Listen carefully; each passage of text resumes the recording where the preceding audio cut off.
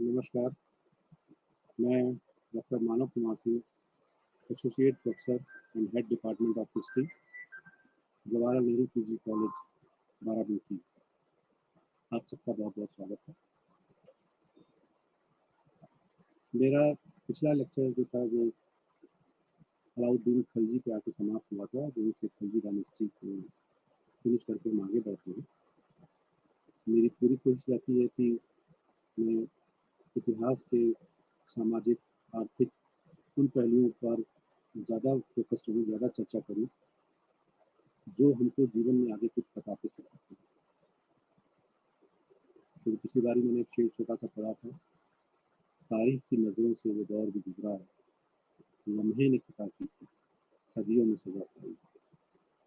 पढ़ाते-पढ़ाते समय हमको हमेशा इस बात पर विशेष ध्यान करना है, उन इतिहास के उन लम्हों को पहचानना है, जहाँ से हमसे कोई ऐसी चूक हुई, जिसमें सदियों का पुण्य मिट चुका है। भविष्य में ऐसी गलतियाँ ना हों और हमें सशक्त भारत का निर्माण कर सकें। इतिहास इसलिए भी पढ़ना और पढ़ाना बहुत ज़रूरी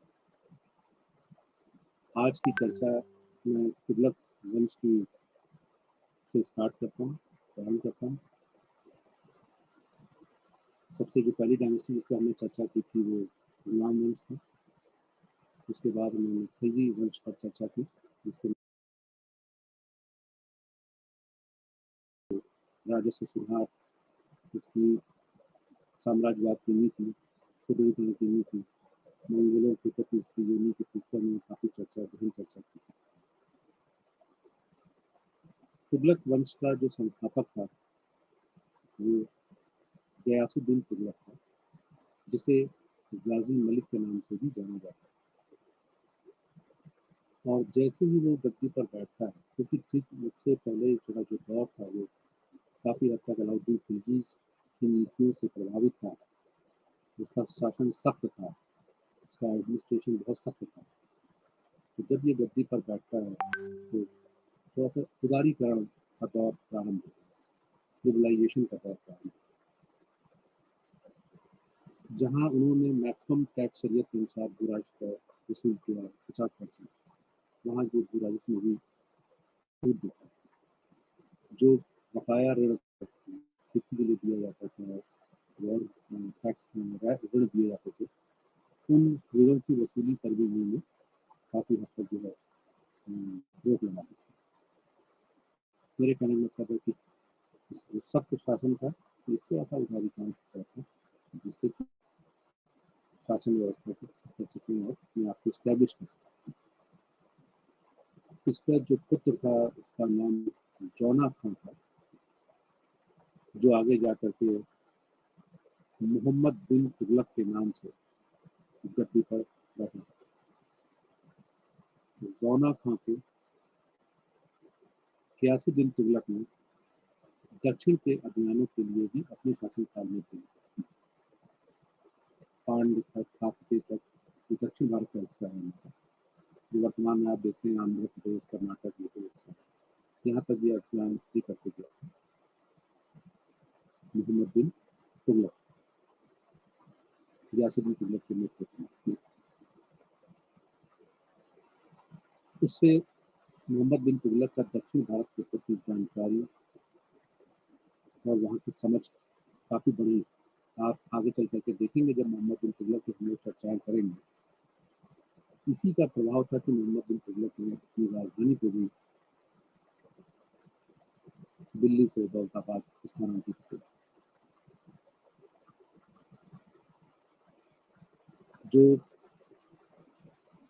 दक्षिण भारत का जो बंगाल का एक अभियान था, जिसको गाजी मलिक या गयासुद्दीन तुगलक ने किया था, उस अभियान से जब ये वापस बंगाल से दिल्ली की ओर लौट रहा था, तो दिल्ली के आउटर एरिया में एक अफगानपुर जगह है, जहाँ पर गयासुद्दीन तुगलक के स्वागत के लिए जौना खान ने एक लकड़ी का महल बनवाया था और वहीं पर गयासुद्दीन तुगलक आके रुके अपने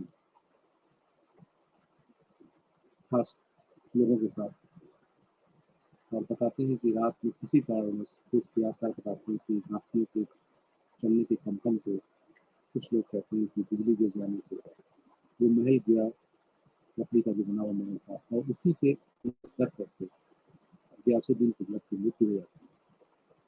और उसके बाद उसका पुत्र मोहम्मद बिन तुगलक, जौना खान,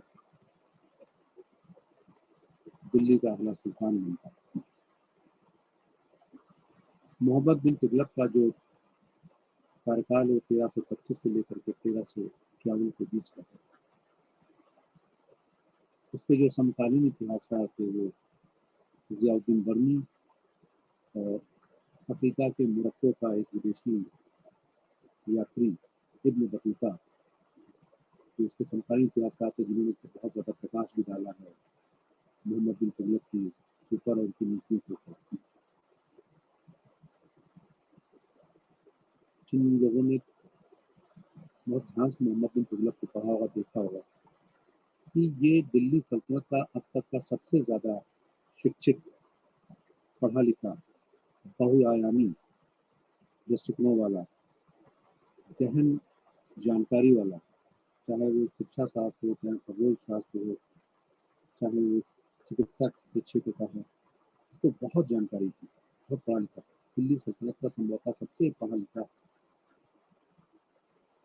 सुल्तान था। फिर भी कुछ इतिहासकार कहते हैं कि वो सनकी था, अपने समय से आगे का था, योजनाएं बनाता था तो उसका ठीक से क्रियान्वयन नहीं करता था।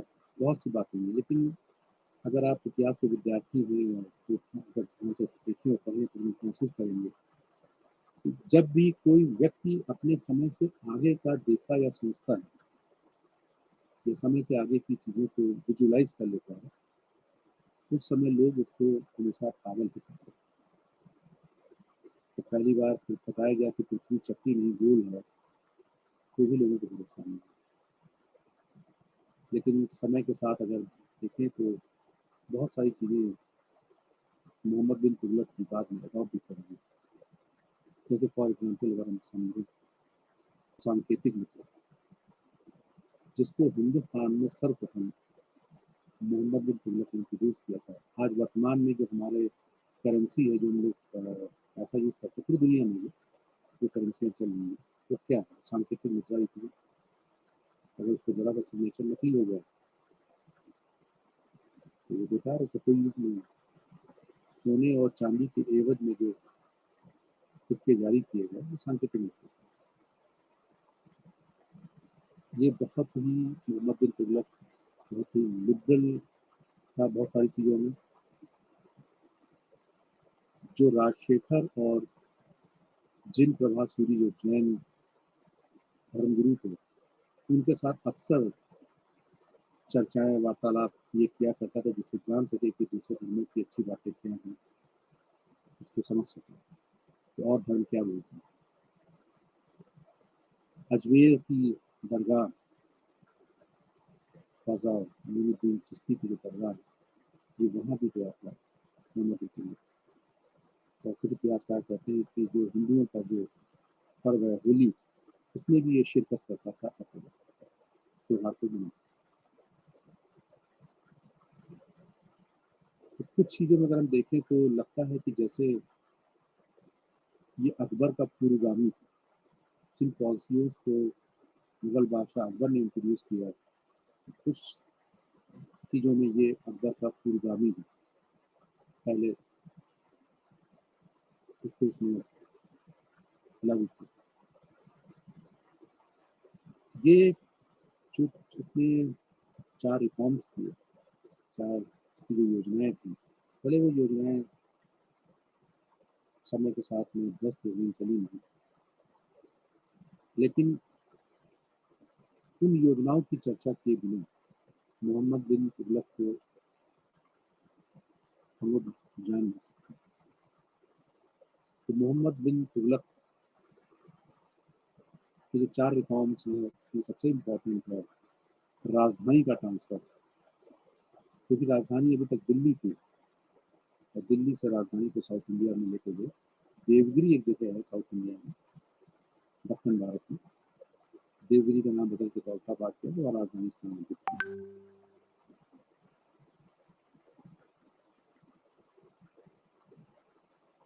जो राजधानी ट्रांसफर की गई, इस पे इतिहासकारों के अलग अलग व्यूज हैं, लेकिन कुछ इतिहासकार कहते हैं कि मंगोलों के आक्रमण से लगातार उत्तर भारत असुरक्षित रहता था, तो राजधानी को थोड़ा सा सुरक्षित स्थान पर ले जाने के लिए उन्होंने दक्कन का चुनाव किया कि जो थोड़ा सा सुरक्षित जगह पर थे। कुछ इतिहासकारों का मत है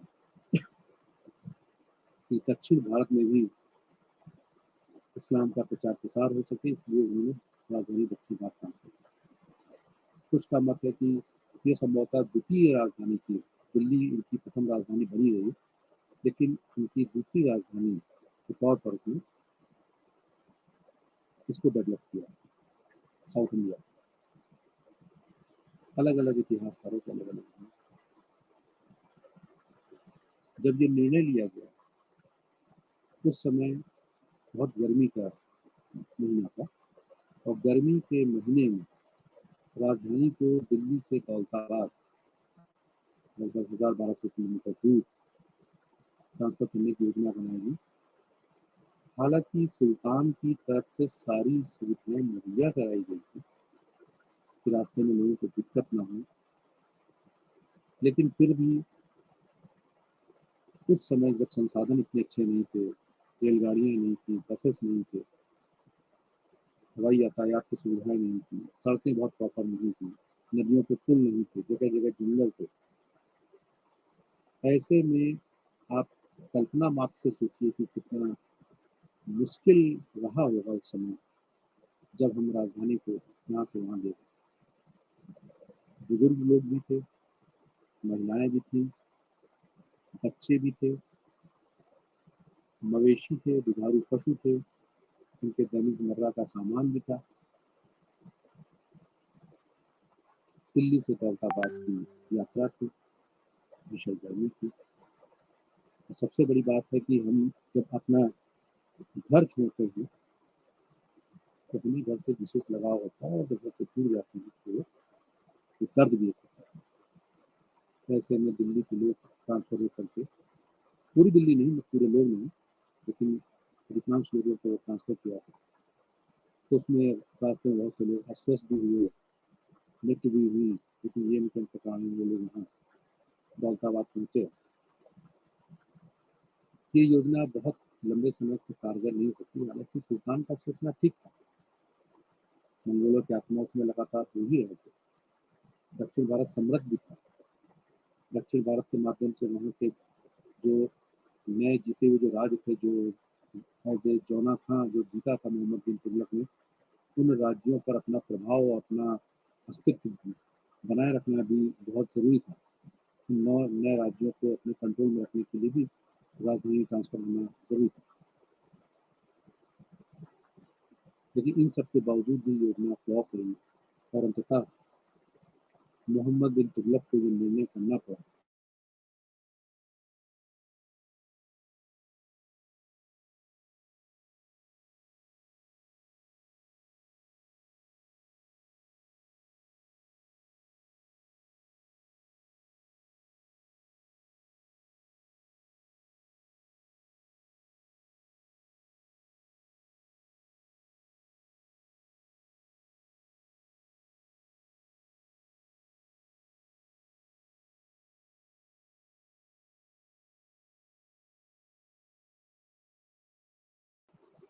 मंगोल शासक चीन का जो था कुबलाई खान, उसने सर्वप्रथम सांकेतिक मुद्रा का इस्तेमाल चीन में किया। मोहम्मद बिन तुगलक भारत में पहले शासक थे हिंदुस्तान में, जिन्होंने सांकेतिक मुद्रा पर काम किया, उसको लागू किया सांकेतिक मुद्रा हिंदुस्तान। यहाँ भी अलग अलग इतिहासकारों के अलग अलग मत हैं। कुछ इतिहासकारों का मानना है कि इस समय चांदी की कमी पड़ गई थी, या विश्वव्यापी चांदी की आर्थिक मंदी थी, इसलिए चांदी को रिजर्व रखा गया और उसकी जगह तांबे के सिक्के जारी किए गए। लेकिन ये योजना भी मोहम्मद बिन तुगलक की कारगर नहीं हो सकी, क्योंकि योजना उसकी अच्छी थी। वर्तमान समय में पूरी दुनिया सांकेतिक मुद्रा पर चल रही है। कोई सोने-चांदी में आदान-प्रदान नहीं करता आज के टाइम पे। तो समय से बहुत पहले निर्णय लिया गया। लेकिन इसको लागू करने में कहीं न कहीं चूक हुई। जो प्रशासनिक दबाव या प्रशासनिक हैंडलिंग होनी चाहिए थी मोहम्मद बिन तुगलक के सांकेतिक मुद्रा में, वो संभव नहीं हो पाया। और बहुत बड़ी मात्रा में जाली सिक्के मार्केट में बनने लगे, लोगों के यहाँ बनने लगे। बर्नी ने तो यहाँ तक एक स्टेटमेंट भी दे दिया कि हर हिंदू का घर टकसाल हो गया, सरकारी टकसाल हो गया। टकसाल मतलब जहाँ सरकारी मुद्रा का छापी जाती है, बनाई जाती है। हालांकि पूर्वगामी स्टेटमेंट है उसका, उन्होंने स्टेटमेंट दिया कि हर जगह लोग जो है जाली सिक्के बनाने लगे। अब मार्केट में पता ही नहीं चलता था कि ये सुल्तान द्वारा जारी किया गया उनकी टकसाल से निकला हुआ सिक्का है कि ये घर से बने हुए जाली सिक्के, घर घर में तांबे के बर्तनों को काट करके सिक्के बनाए जाने लगे। फिर दूसरा, जिस साम्राज्य के अंदर उन्होंने सांकेतिक मुद्रा का चलन कराया, जिनका साम्राज्य था, लेकिन जो विदेश से व्यापार करने यहाँ आएगा, जो अच्छे घोड़े लेकर के अरब से यहाँ आएगा, जो अच्छा रेशम लेकर के चीन से यहाँ आएगा, जो अच्छे हीरे जवाहरात लेकर के जो बाहर से लोग यहाँ आएंगे व्यापार करने के लिए, क्योंकि अंतर्राष्ट्रीय व्यापार तब भी होता था। तो जो यहाँ व्यापार करने के लिए जो लोग आएंगे, वो सांकेतिक मुद्रा का क्यों ग्रहण करेंगे? वो आपकी सांकेतिक मुद्रा, उनको तो व्यापार या तो वस्त्र विनिमय पे चाहिए होगा, या उनको व्यापार सोने और चांदी के रूप में, जो देश कीमती बहुमूल्य धातु है उसके रूप में चाहिए होगा। तो काफी हद तक विदेशी व्यापार भी प्रभावित होने लगा, और लोगों का क्रेज वो आज तक खत्म ही नहीं पड़ा। यहाँ से देखिए, आज भी लोग सोने और चांदी के आभूषण पहनना पसंद करते हैं, तांबे और पीतल को कम करना पसंद करते हैं। तो मुद्रा को कैसे एक्सेप्ट कर लेते उस समय, जब हम आज 2022 में इन धातुओं के आभूषण नहीं पहन कर सकते हैं, तो उस समय वो मुद्रा को कैसे थी। तो ये योजना फ्लॉप हुई, और मोहम्मद बिन तुगलक ने घोषणा करी कि जिसके जिसके पास में तांबे के सिक्के हैं वो जमा कर दे, और बदले में राज्य के खजाने से उसकी भरपाई कर दी जाएगी, दे दिया जाएगा। तो समकालीन इतिहासकार बताते हैं कि मोहम्मद बिन तुगलक के महल के सामने तांबे के सिक्कों का एक पहाड़ बन गया, इतने सिक्के आए। मोहम्मद बिन तुगलक सोचने भी लगा कि क्या वास्तव में इस संख्या में सिक्के जारी किए गए थे जितने सिक्के वापस आए। तो इससे ये भी पता चलता है कि चांदी की बहुत ज़्यादा शॉर्टेज नहीं थी, क्योंकि वास्तव में लोग को फिर वापस तांबे की जगह चांदी के सिक्के दिए भी थे। इस प्रकार से ये योजना भी कामयाब नहीं हो पाई। फिर एक दो अभियान थे, और ये एक खुरासान अभियान था। खुरासान और इराक का जो अभियान है बताते थे, वो एक अभियान भी था उसका, जहाँ पर कुछ सूचना मिली कि वहाँ पर जो शासक है, वहाँ जो राजनीतिक स्थिरता है वो डगमगाई हुई है, और ये सही समय है वहाँ पर आक्रमण किया जाए और वहाँ पर साम्राज्य को स्टैब्लिश किया जाए।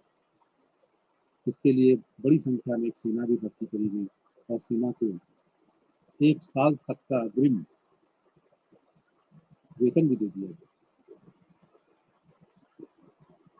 जब तक ये तैयारियां की गई और आक्रमण की योजना बनाई गई, तब तक सूचना मिली कि वहाँ पर शासन सत्ता स्थिर हो गई है, प्रभावशाली शासक पुनः गद्दी पर आ गया है। वो जो राजनीतिक अस्थिरता थी वो खत्म हो गई है, और अब माकूल समय नहीं, क्योंकि राजनीतिक अस्थिरता के कारण ही मोहम्मद बिन तुगलक ये अभियान बना रहा था। तो उसको इस योजना पर वापस रोकना पड़ा उसको, और सेना को भी उसको भंग करना पड़ा। कई बार देखे तो जो सेना भंग की गई, तो ये वेतन मिलना बंद हो गया। सेना के लोग थे, तो ये लोग जो है वसूली और कई विद्रोह करने लगे। मोहम्मद बिन तुगलक के टाइम पे आंतरिक विद्रोह बहुत हुए। किस प्रकार से ये योजना भी इसकी फ्लॉप हुई, कामयाब नहीं हो पाई।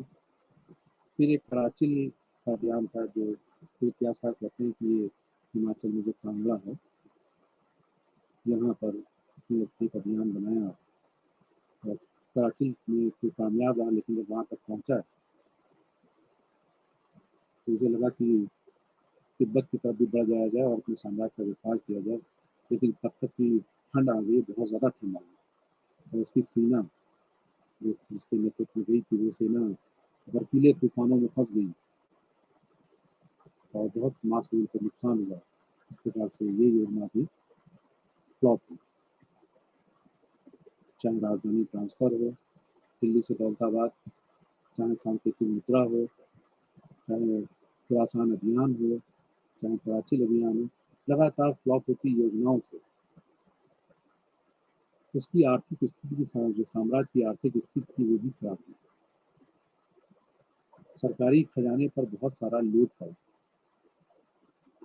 और सरकार के पास अगर माकूल खजाना नहीं होता है तो बहुत सारी कल्याणकारी योजनाएं भी बंद हो जाती हैं और शासन व्यवस्था भी इतनी सशक्त नहीं रह पाती है। उस खजाने को वापस पाने के लिए या फिर भरने के लिए एक छोटा सा प्रयास और किया, इसने एक योजना और बनाई कि दुआब में कर वृद्धि कर दी है।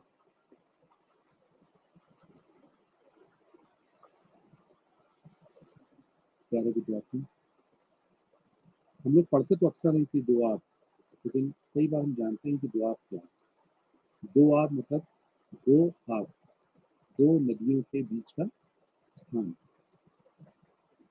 ऐसे आप देखते होंगे कहते हैं पंजाब, पंजाब पांच, तो पांच नदियों के बीच का स्थान पंजाब,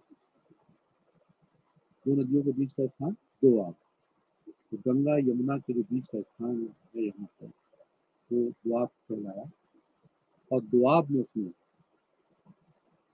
क्योंकि ये बहुत उपजाऊ होता है, उपजाऊ इसलिए होता है क्योंकि नदियाँ अपने साथ बहुत सारी खनिज पदार्थ और बढ़िया मिट्टी बहा के लाती हैं। इसके इर्द गिर्द का जो जमीन है बहुत उपजाऊ होती है, कभी भी सिंचाई के पानी की कोई कमी नहीं होती है, यातायात के साधनों की कोई दिक्कत नहीं होती है, तो ये बड़ा फर्टाइल माना जाता है। और यहाँ अगर 2, 4, 10% टैक्स बढ़ा दिया जाए तो कोई दिक्कत नहीं होती। तो ये सोच करके उसने जो दुआब था, गंगा यमुना के बीच का जो स्थान था, वहाँ पर टैक्स को, भू राजस्व को बढ़ाया। उस समय सरकार की आय का जो सबसे अच्छा साधन था वो भू राजस्व हुआ करता था, तो उसने टैक्स को बढ़ाया। लेकिन दुर्भाग्य देखिए मोहम्मद बिन तुगलक का कि जिस साल इसने टैक्स को बढ़ाया वहाँ पर, उसी साल वहाँ अकाल पड़ा।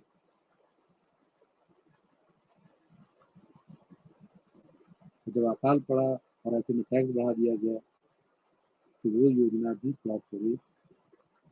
जो पहले वाला टैक्स था वही मिलना मुश्किल था, तो बढ़ा हुआ टैक्स वो कहाँ से दे पाते। मोहम्मद बिन तुगलक ने भी अलाउद्दीन खिलजी के समान शरीयत के अनुसार जो भू राजस्व था उसका 50% ही भू राजस्व के तौर पर दिया, क्योंकि कृषि ही मेन आय का साधन हुआ करती थी। इसलिए कृषि को बढ़ाने के लिए, कृषि को विस्तार करने के लिए जमीनों को चिन्हित करके उसको उपजाऊ अच्छा बना करके वहाँ पर कृषि कार्य कराने के लिए एक डिपार्टमेंट भी स्टैब्लिश किया, दीवान अमीर को ही एक अलग डिपार्टमेंट ही बना दिया कृषि संबंधी डिपार्टमेंट का। दीवाने को ही कहीं कहीं लिखते हैं, कहीं कहीं दीवाने अमीर को ही वहाँ पर स्टैब्लिशमेंट किया मोहम्मद बिन तुगलक। पर इसके लिए जमीन इन लोगों ने चिन्हित करी, इनके अधिकारियों ने, जो उनका बंजर जमीन ही चिन्हित कर ली गई। और पूरी तरह बंजर जमीन को उपजाऊ बनाना इतना आसान नहीं होता, तो उसमें भी बहुत हद तक वो सफल नहीं हो पाया।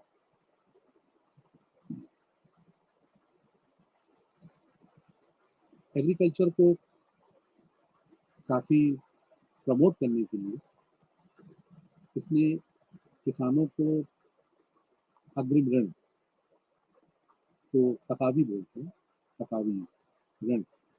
जैसे आज की तारीख में किसान क्रेडिट कार्ड चलती है, तो किसानों के पास में क्रेडिट कार्ड रहते हैं, वो अपना बैंक से पैसा पहले लेते हैं, उससे सीड, बीज है, खाद है, पानी है, निराई है, उसमें लगाते हैं, जो फसल पैदा होती है तो उसका पैसा देते हैं। देखिए इस चीज़ हमको ये सब चीज़ें जानने को मिलती है। इसी प्रकार से उस समय भी तकावी ऋण दिया जाता था कि किसान अच्छा फसल पैदा करने, अच्छे बीज, अच्छी खाद का इस्तेमाल करे। जब अच्छी पैदावार होगी तो सरकार को अच्छा राजस्व मिलेगा, जिससे कि सरकारी खजाने भरे रहेंगे और अच्छी सेवाएं रखी जा सकेंगी, जिससे कि जो और विदेशी शक्ति कुचला जा सके। तो ये तकावी ऋण का भी इसमें प्रावधान किया मोहम्मद बिन तुगलक ने। उस समय मोहम्मद बिन तुगलक के टाइम पे ज़्यादातर विद्रोह भी हुए थे। अगर आप देखें तो दक्षिण भारत में दो बड़े साम्राज्यों का उदय हुआ, वो भी अलाउद्दीन खिलजी के टाइम पे। तो नहीं, सॉरी, मोहम्मद बिन तुगलक के टाइम।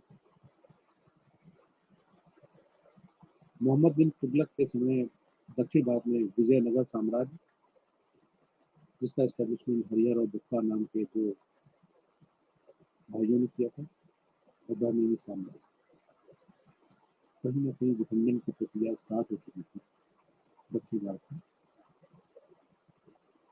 और दो साम्राज्यों का भारत के मानचित्र पर उदय हुआ, बहमीनी साम्राज्य और विजयनगर साम्राज्य। विजयनगर साम्राज्य हिंदू साम्राज्य का, बहमीनी अहमदपुर, बरार, बीजापुर, गोलकुंडा, कुंडा, बहमीनी साम्राज्य।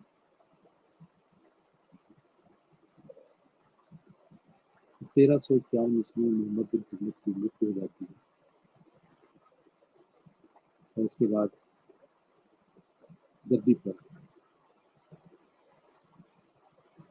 तो डायरेक्ट उसका पुत्र नहीं था, तो उसका संबंधी फिरोज तुगलक 1351 से 1388 तक गद्दी पर बैठा। फिरोज तुगलक एक ऐसा शासक था जिसने अपनी खुद एक किताब भी लिखी थी, उसमें फतूहात ए फिरोज शाही, जिसमें उसने अपने सब वर्णन किया है। जो अभी तक की अलाउद्दीन खिलजी के टाइम पे जो जमीनें जो दान दी गई थी, वो वापस छीन दी गई थी, तो फिरोज तुगलक ने वो जमीनें दान देने की वजह से इनाम, वह मदद माश, ये जमीनें देने की प्रक्रिया फिर से स्टार्ट हुई, दान की जमीनें देना स्टार्ट हुई। बहुत सारे छोटे छोटे जो कर थे, जैसे हमने बताया भी था कि अलाउद्दीन खिलजी ने चरी लगाया, घड़ी लगाया, ऐसे छोटे छोटे टैक्सेस लगाए गए थे। वो 23 प्रकार के छोटे कर थे, उनको माफ कर दिया गया, उनको हटा दिया। और जो मेजर टैक्सेस जो रखे गए, यहाँ पे मैं चार मेजर टैक्स की जो कर है उनकी बात कर लूँगा। खराज, ज़कात, जजिया और खुम्स। खराज ये भूमि कर हुआ करता था, उस जो था वो मुसलमानों से लिया जाता था, जो बुराइश था वो मुसलमानों से लिया था। भूमि की उपज का हिस्सा कुछ होता था, वो लिया जाता था। और खराज गैर मुसलमानों से जो बुराइश टैक्स वसूला जाता था, ये जो खराज जो टैक्स था, ये गैर मुसलमानों से लिया जाता था, और ये गैर धार्मिक था। कुछ शासकों ने इसको, अलाउद्दीन खिलजी हैं, मोहम्मद बिन तुगलक हैं, जिन्होंने खराज को 50% तक, मैक्सिमम 50% तक इसको वसूल किया। फिर एक ज़कात टैक्स है। ये एक ज़कात जो था, ये धार्मिक टैक्स था। धार्मिक टैक्स इसलिए था क्योंकि ये मुसलमानों से ही वसूला जाता था, और गरीब जो मुसलमान थे उनको दान के रूप में, या मस्जिद के पुनर्निर्माण के रूप में, उसकी मरम्मत के रूप में जो मज़ारे थी, उनके मरम्मत हुई थी, ये उस पर ही खर्च किया जाता था, मुस्लिम पे ही खर्च किया जाता था। तो इसलिए इसको धार्मिक टैक्स कहा गया, ज़कात। गैर मतलब ये मुसलमानों से वसूला जाता था और मुसलमानों पर ही या उनकी इस सिस्टम पर खर्च किया जाता था। तो ज़कात जो था वो धार्मिक टैक्स। फिर एक बड़ा चर्चा का विषय है, जहाँ हम लोग इसके बारे में बहुत चर्चा करते हैं, जजिया के बारे में। जजिया कई बार मैं देखता हूँ बच्चों से संवाद करने के दौरान, तो वो कहते हैं कि सर ये हिंदुओं से लिया जाने वाला टैक्स है, ये प्रतियोगी परीक्षाओं में पूछा जाता है। माय डियर, ये हिंदुओं से नहीं, ये गैर मुसलमानों से लिया जाने वाला टैक्स है। दोनों में अंतर है। जजिया जो था वो गैर मुसलमानों से लिया जाने वाला जो टैक्स था। अब गैर मुसलमान कौन हो सकते हैं? वो हिंदू भी हो सकता है, बौद्ध भी हो सकता है, जैन भी हो सकता है, ईसाई भी हो सकते हैं, यहूदी भी हो सकते हैं, तो कोई भी हो सकता है। लेकिन बहुत से शासकों ने जो इसमें हिंदुओं में जो वर्ग था, उसमें ब्राह्मण इससे बचे हुए थे, ब्राह्मणों से जजिया नहीं लिया जाता था। फिरोज तुगलक पहला ऐसा शासक था जिसने ब्राह्मणों से भी जजिया वसूला, जो अभी तक की इस टैक्स से बचे हुए थे, उनसे भी ये इसमें फिरोज तुगलक ने जजिया टैक्स को वसूला। इसमें ब्राह्मण बचे हुए थे, महिलाएं बची हुई थी, बच्चे बचे हुए थे, जो विकलांग या मानसिक रूप से जो हैंडीकैप थे, उन लोगों से, इनको इस टैक्स से बाहर रखा जाता था। इस टैक्स को देने के पीछे कारण था कि एक प्रकार से कहा था कि आपकी संपत्ति और आपकी जान माल की सुरक्षा की जिम्मेदारी हमारी है। संपत्ति भी सुरक्षित रहेगी, आपकी जान माल सुरक्षित रहेगी, और प्लस आपको सैनिक सेवाएं कंपल्सरी नहीं देनी पड़ेगी। उससे बचत के लिए ये जजिया टैक्स गैर मुसलमानों से लिया जाता है। फिर एक इम्पॉर्टेंट और टैक्स था खम्स या खुम्स। उस समय एक और नियमावली और थी कि जब सेनाएं आक्रमण करती थी किसी राज्य पर, जब युद्ध होते थे, तो जो युद्ध जीतता था उसकी सेनाएं लूटपाट करती, और लूटपाट में जो भी पैसा, जो भी संपत्ति, जो भी हीरे जवाहरात, जो भी चीजें मिलती थी, उसको एक साथ एक जगह इकट्ठा किया जाता था। और ये इकट्ठा करने के बाद उसका बंटवारा होता।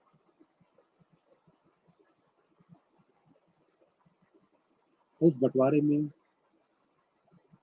5 हिस्से इसके किए जाते थे। 1 2 3 4 5, 5 हिस्से इसके किए जाते थे, जिसमें से एक हिस्सा सुल्तान को मिलता था, राजा को मिलता था, और 4 हिस्से सेना को दे दिए जाते थे। इससे सेना का उत्साह भी बना रहता था, जंग के लिए युद्ध भी करते थे, वेतन अलग मिलता था, काइंड ऑफ इंक्रीमेंट था उनका, इंसेंटिव। लेकिन 2 शासक ऐसे हुए जिन्होंने इस अंश को बदल दिया। 5 हिस्से करने के बाद में एक हिस्सा तो उन्होंने सेना को दिया, और 4 हिस्से स्वयं सुल्तान ने अपने पास रखे। वो थे अलाउद्दीन खिलजी और मोहम्मद बिन तुगलक, जिन्होंने खुम्स को मैक्सिमम हिस्सा अपने पास रखा और मिनिमम हिस्सा सेना को दिया। इसके अलावा एक टैक्स मोहम्मद फिरोज तुगलक ने और लगाया। आपको जान के आश्चर्य होगा कि उस समय सिंचाई पर बहुत अच्छा और बहुत विस्तार से जो काम किया पूरी दिल्ली सल्तनत में, नहरों को लेकर के, सिंचाई को लेकर के, वो फिरोज तुगलक। जैसे सड़कों के मामले में अगर आप देखेंगे कि शेर शाह सूरी का नाम लिया जाता है, वैसे ही सल्तनत में सबसे विख्यात, उसने बहुत बड़ी बड़ी और बहुत नहरों का निर्माण करा। हिसार फिरोजा जो शहर था, उसमें 2 महत्वपूर्ण ऐतिहासिक नहरों का निर्माण कराया, जैसे मोहताज भी। हिसार फिरोजा हरियाणा में एक जगह, सिंचाई की सुविधा देने के लिए जो लोग इस सिंचाई की लाभ लेते थे, उससे उन्होंने सिंचाई का एक टैक्स वसूला, जिसको कहा हक ए शर्म। तो टैक्स कहलाया सिंचाई टैक्स, हक ए शर्म। अभी जैसे वर्तमान में नहरों से सिंचाई अगर आप करते हैं तो उसका एक टैक्स कहलाता है लगान, लगान और सिंचाई टैक्स देता है। उस समय सिंचाई पर उसने एक टैक्स लगाया, हक ए शर्म, और उसको वसूला। जब हमने यहाँ पर ये सब चर्चा आपसे करी है, उस की, खराज की, जजिया की, ज़कात की, उसमें एक टर्म आता है खालसा, खालसा भूमि। तो मैं बता दूं कि ये खालसा भूमि का मतलब था जो सरकार की अपनी निजी जमीन हुआ करती थी, जिस पर सरकार खुद खेती किसानी कराती थी। तो यहाँ से 50% वो राइस नहीं लिया था। यहाँ से जो खर्चा आता था वो देने के बाद में संपूर्ण जो आय थी वो सरकार की हुआ करती थी। खालसा मीन्स सरकारी जमीन, और उस पर किसानों को खेती कराई जाती थी, तो सरकार की आय ज़्यादा होती थी। जितनी ज़्यादा खालसा ज़मीन होगी, सरकार की ज़मीन होगी। अभी भी जैसे गाँव में देखते होंगे आपको, ग्राम समाज की ज़मीन होती है, वो सरकारी ज़मीन। तो वैसे खालसा जो ज़मीन थी वो सरकारी ज़मीन हुआ। फिरोज तुगलक ने 3 शहरों का भी निर्माण कराया। एक जिसकी मैंने भी आपसे चर्चा की थी, हिसार फिरोजा, जो हरियाणा में है, जहाँ पर उसने नहरें भी बनवाई थी। दूसरा, पूर्वी उत्तर प्रदेश में आपने बनारस के पास एक शहर का नाम सुना होगा, जौनपुर, जो कि जौना खां के नाम से, जो मोहम्मद बिन तुगलक था उसके नाम से, उसने वहाँ जौनपुर शहर का भी निर्माण किया। तीसरा बड़ा इम्पोर्टेंट है, और वो है दिल्ली से बिल्कुल लगा हुआ। उस समय दिल्ली छोटी थी, तो वो बाहरी एरिया में आता था। आज दिल्ली बड़ी हो गई है, तो दिल्ली के अंदर आ गया। वो शहर था फिरोजाबाद। फिरोजाबाद ये नहीं जो इटावा के आगे, फिरोजाबाद दिल्ली वाला। ऐसे समझ सकते हैं जहाँ पर आज का फिरोज शाह कोटला मैदान है, स्टेडियम यहाँ पे, वो बेसिकली फिरोजाबाद है फिरोज तुगलक के टाइम। जो फिरोज शाह कोटला मैदान है, जो क्रिकेट स्टेडियम है, वो उस समय का फिरोज तुगलक का बताया हुआ फिरोजाबाद। तो वहाँ पर उस शहर को सजाने के लिए, उसको और अच्छा बनाने के लिए, उसने अशोक के 2 स्तंभ लेख, वहाँ पे दुर्ग बनाया था, तो 2 स्तंभ लेख भी वो लेकर के आया फिरोजाबाद में। एक हरियाणा में टोपरा एक जगह का नाम है, वहाँ से लेकर के आया। हरियाणा के टोपरा से एक अशोक का स्तंभ लेख। प्राचीन भारत का इतिहास जब आपने पढ़ा होगा तो उसमें देखा होगा कि अशोक के शिलालेख थे, स्तंभ लेख थे, जिसमें वो अपनी राजाज्ञाएं लिखवाता था। और वो जगह जगह उसके, जहाँ पर जो भाषा चलती थी, आम जनमानस की जो बोलचाल की भाषा थी, उसी भाषा में वो अपनी राजाज्ञाएं लिखवाता था। देवानाम प्रिय, देवानाम प्रियदर्शी है, उसके नाम से उन्होंने, वैसे इसको सबसे पहले जेम्स प्रिंसेप ने पढ़ा था, तब पता चला कि ये अशोकादि महान, अशोक महान के बारे में ये लिखा गया। तो 2 स्तंभ लेख, वो एक हरियाणा से, चोपड़ा से, और दूसरा मेरठ से ला करके फिरोजाबाद में उसने स्टैब्लिश किया, और उसको खूबसूरत नगर बनाया। एक पिछली चर्चा के दौरान मैंने आप लोगों से बताया भी था कि दिल्ली में, महरौली में एक बड़ी मीनार का निर्माण कराया गया था। प्रारंभ किया था कुतुबुद्दीन ऐबक ने। कुतुबुद्दीन बख्तियार काफी, जो सूफी संत थे, उनके नाम से। तो उसकी मृत्यु हो गई, और उसको पूरा कराने का जो श्रेय गया वो इल्तुतमिश को गया। लेकिन इतनी ऊंची मीनार पर जो बिजली होती है गिरती है, और ऊपर की जो मंजिल होती है, चौथी मंजिल, वो टूट जाती है। तो उसका पुनर्निर्माण, उसका जीर्णोद्धार जो ऊपर का था, वो फिरोज तुगलक ने उसकी मरम्मत कराई। तो जो चौथी मंजिल थी, अब उसको 2 भाग में कर दिया गया। ऊंचाई उतनी रही, उसको 2 भाग में कर दिया गया, चौथी और पांचवी। 2 मंजिलों का जो मरम्मत जो कराई मीनार, वो फिरोज तुगलक ने कराई, और वो 5 मंजिल की बनी। उसमें लगभग 375 सीढ़ियाँ हैं, उसका निर्माण उसने कंप्लीट कराया, जो महत्वपूर्ण उसकी आत्मा थी। काफ़ी उदार था फिरोज़ तुगलक। तो मुस्लिम लोगों की बेटियों की शादी के लिए, उनकी शिक्षा-दीक्षा के लिए, उनकी चिकित्सा व्यवस्था के लिए, उनकी मदद करने के लिए उसने बहुत सारी चीज़ों का निर्माण कराया। उसके लिए इनफैक्ट एक अलग डिपार्टमेंट ही बना दिया, दीवान-ए-खैरात, कि जहाँ से उनको ये हमेशा मदद मिल सके, जिसका काम ही था कि इनको सहायता देना, इनको मदद करना। तो दीवान-ए-खैरात नाम का उसने एक डिपार्टमेंट बनाया, जिस डिपार्टमेंट के माध्यम से जो राज्य की प्रजा थी, बेसिकली उसमें मुस्लिम प्रजा, उसकी सहायता के लिए उसने विभाग की स्थापना की थी। फिरोज तुगलक को एक शौक और बहुत ज़्यादा था, उसको गुलाम रखने का शौक था। गुलाम का मतलब आप लोग ये मत सोचिएगा कि नौकर थे वो। उस समय के गुलाम आप देखिए, कितने गुलाम ऐसे हुए जो सुल्तान तक बन गए, चाहे वो बलबन हो, चाहे इल्तुतमिश हो, चाहे कुतुबुद्दीन ऐबक हो। वो वेल ट्रेन्ड होते थे हर चीज़ में, शिक्षा के क्षेत्र में, राजकीय कामकाज के क्षेत्र में, हथियारों के क्षेत्र में, घुड़सवारी के क्षेत्र में, भाला के क्षेत्र में, तीरंदाजी के क्षेत्र में, हर चीज़ के स्किल्ड होते थे, ट्रेन किए जाते थे, तब वो बेचे जाते थे। तो वो एक प्रकार से योद्धा हुआ करते थे। तो फिरोज तुगलक को गुलामों का बहुत शौक था। इतिहासकार कहते हैं कि उसको इतना शौक था गुलाम रखने का कि लोग उसको तोहफे में गुलाम दिया करते थे। स्वर्ण आभूषण और बेशकीमती ज़ेवरात नहीं, उसको तोहफे में भी जो है लोग गुलाम ही भेंट किया करते थे। और उसके पास धीमे-धीमे करके गुलामों की संख्या 1,80,000 तक पहुँची। इतनी ज़्यादा संख्या हो गई कि उसको गुलामों का एक डिपार्टमेंट ही अलग बनाना पड़ा, और वो डिपार्टमेंट कहलाया दीवान-ए-बंदगान डिपार्टमेंट कहलाया। तो ये की पॉइंट्स हैं जिस पर हम चर्चा करना, बहुत ज़्यादा पॉलिटिकल हिस्ट्री पर चर्चा करना पसंद नहीं करते हैं। तो हम कहीं से भी देख पा सकते हैं, लेकिन इम्पैक्ट क्या पड़ा था उसको देखते हैं। इसके बाद में जो नया वंश आया, वो जो नई डायनेस्टी आई, वो सैयद वंश था, जिसका स्थापना खिज़र खान ने किया था। और कोई बहुत ज़्यादा विशेष उपलब्धियाँ नहीं थी उससे, उनकी बहुत छोटा-सा टाइम पीरियड है, अंधकार युग के समान।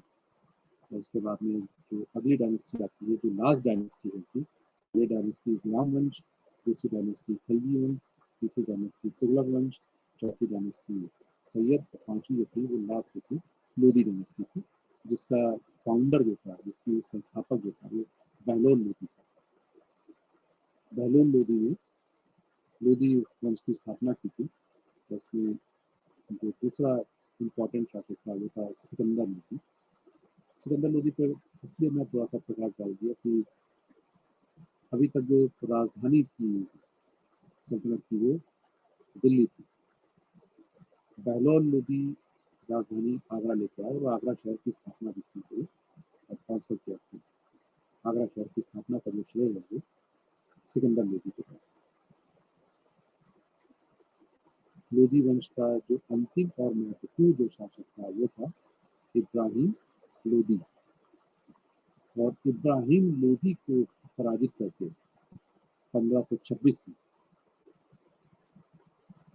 1526 ईस्वी में जो बड़ा बैटल लड़ा गया, बैटल ऑफ पानीपत, पानीपत का प्रथम युद्ध 1526 में, वो इब्राहिम लोदी और बाबर के बीच में लड़ा गया था, जिसमें बाबर की बहुत कम सेना थी, इब्राहिम लोदी के पास बहुत बड़ी सेना थी, लेकिन वो तुलगुमा युद्ध पद्धति का इस्तेमाल करके पहली बार तोपों की गर्दन हाथियों ने सुनी, और उस से जो अपनी बहुत छोटी सेना लेकर के 12,500 की सेना लेकर के लगभग 1 लाख की सेना को रौंद डाला।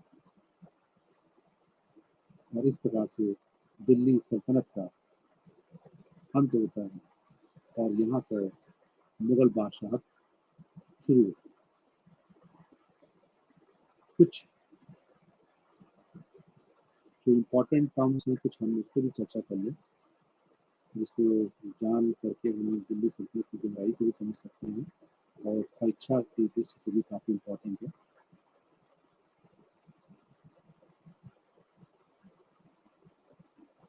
मैंने आपसे पहले भी कहा था कि जब भी जिस कालखंड का हम इतिहास पढ़ें तो हमको इस बात पर विशेष ध्यान रखना चाहिए पर्टिकुलर कि उसके रिसोर्सेज क्या क्या हैं। बर्नी है की पुस्तक, हमारे सिराज, इब्न बतूता, अमीर खुसरो, तो जो हमारे प्राइमरी सोर्सेस हैं उस पर हम जरूर ध्यान दें पढ़ते समय। स्थापत्य, कौन कौन सी बिल्डिंग उसमें बनाई गई, उसका आर्क एंड आर्किटेक्चर कैसा था। हिंदुस्तान में जो पहली मस्जिद का जो निर्माण किया गया था वो कुव्वत इस्लाम मस्जिद थी, जो दिल्ली में थी। कुतुबुद्दीन ऐबक ने उसको स्टैब्लिश किया। दूसरी, 2.5 दिन का झोटा, जो अजमेर में था। फिर अलाउद्दीन खिलजी के टाइम पर अलाई दरवाजा, जिससे आगे प्रेरित होकर के अकबर ने बुलंद दरवाजे का निर्माण कराया फतेहपुर सीकरी में। बलबन का लाल महल, लाल पत्थर से उसका निर्माण कराया।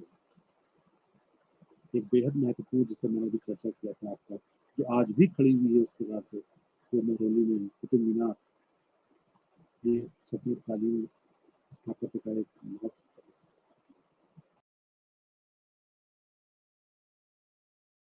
उदाहरण है।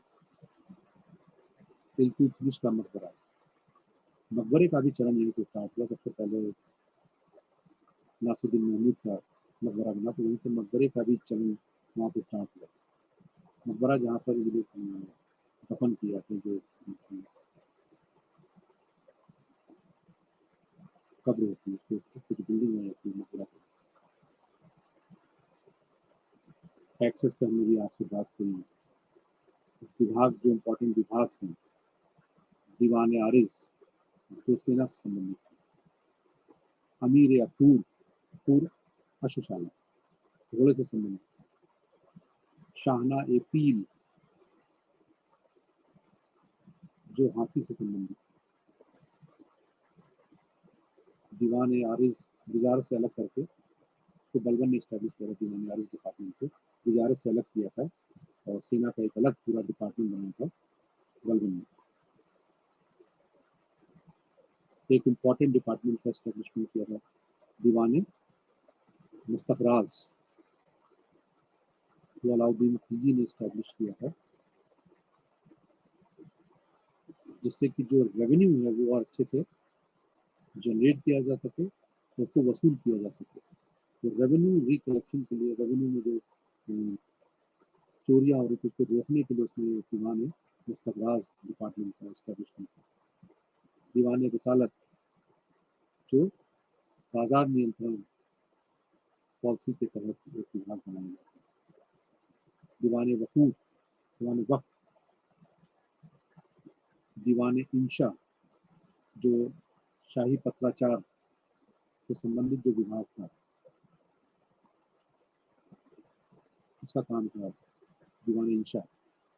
दीवान बंदगान, जिसका स्टैब्लिशमेंट फिरोज तुगलक ने किया था,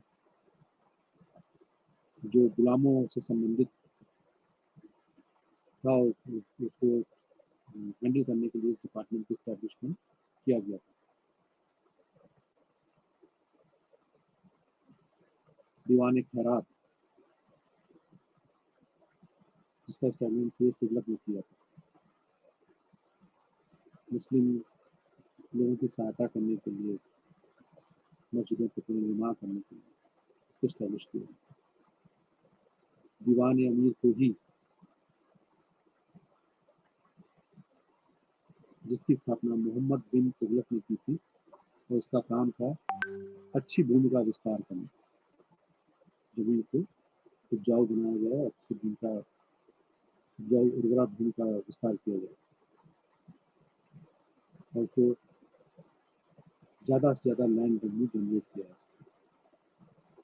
ऐसे बहुत सारे डिपार्टमेंट्स हैं जिनको समझने की कामयाबी थी, उसको हमें जानना चाहिए और उसको पढ़ना चाहिए। इन सबको जानने पढ़ने के लिए आप इग्नू को नोट्स भी दे सकते हैं, इग्नू का ज्ञान कोर्स भी दे सकते हैं, इसका एक्सप्लेन बहुत सारी चीज़ों के बारे में बताया।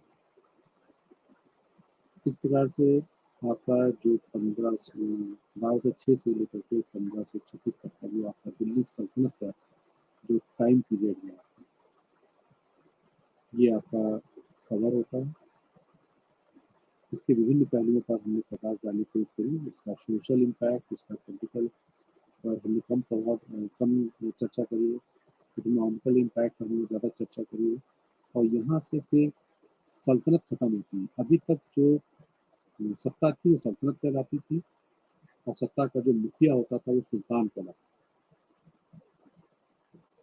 और 1526 में जो दूसरी शक्ति आई, जिसने कि